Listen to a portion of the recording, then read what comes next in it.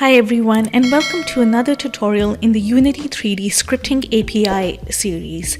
And we're still talking about the MonoBehavior class and its event methods. So we're going to talk about the awake event method, and just to recap, event methods get called automatically by the Unity 3D game engine at predetermined times. So if you remember, the start event method gets called on the first frame of a game before the update event method gets called. Now the awake event method is going to be called before the start method, and it's called only once in the life cycle of a script, and it's called even if the script component is disabled. So like the start event method, the awake event method is an initialization method. It's called at the beginning when game objects are created and initialized.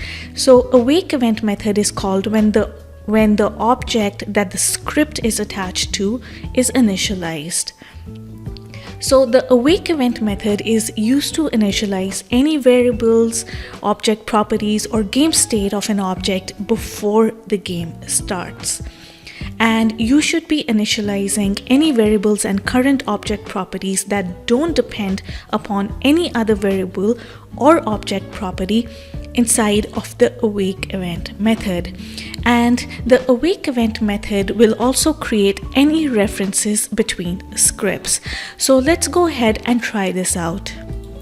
So I'm in my Unity 3D editor, and I have a 3D cube here, and my cube controller script is already attached to my game object, and you can see this here in the inspector window to the right. So let's have a look at the cube controller script. So inside of the cube controller script, I'm going to use debug.log to log this string to the console. Okay, and this is inside of the start event method.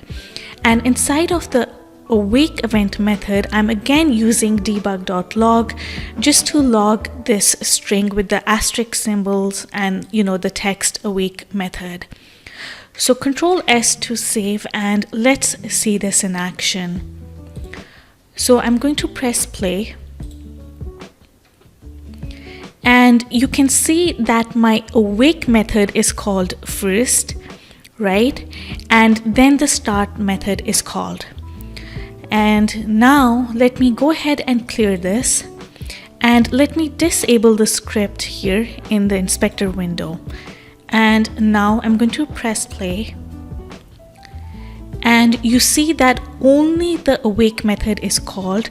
The start method is not called. So the awake event method gets called before the start method, and the awake event method gets called even if the script component is disabled. So another difference between awake and start is that you should do the initialization of any variables and current object properties that don't depend upon any other variable or object property inside of the awake event method. Whereas you should do the initialization of variables and current object properties that do depend upon other variables or object properties inside of the start event method. And just to put this across to you, that each game object's awake method is called randomly.